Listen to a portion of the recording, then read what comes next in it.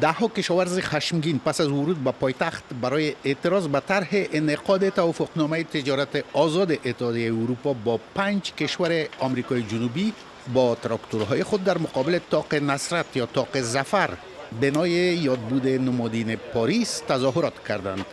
کشاورزان فرانسوی سالهاست که توافقنامه تجاری با کشورهای مرکوسور که عبارتند از برزیل، آرژانتین، بولیوی، پاراگوئه و اوروگوئه را محکوم میکنند و معتقدند که این توافقنامه به معیشت آنان آسیب میرساند.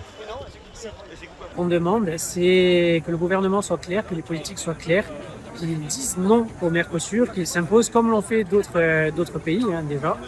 Et c'est vraiment ce qu'on revendique, la clarté des décisions du gouvernement.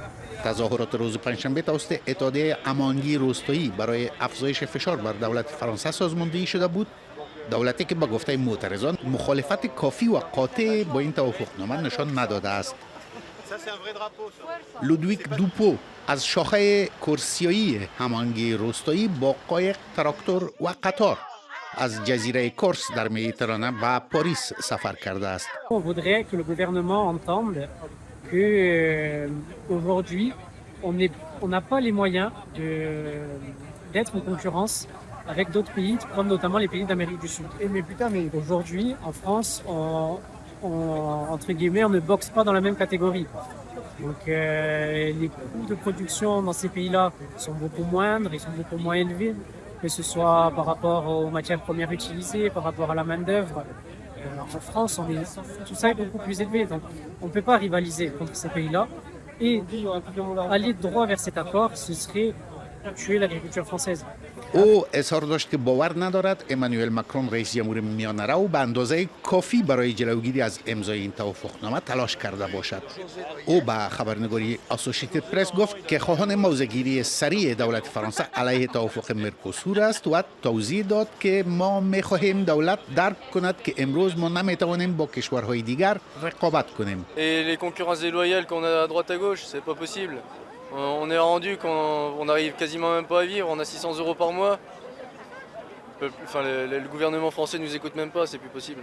او با ابراز تأسف گفت که هزینه‌های تولید در این کشورها بسیار پایین است. قیمت‌ها چه از نظر مواد اولیه و چه از نظر نیروی کار بسیار پایین‌تر است.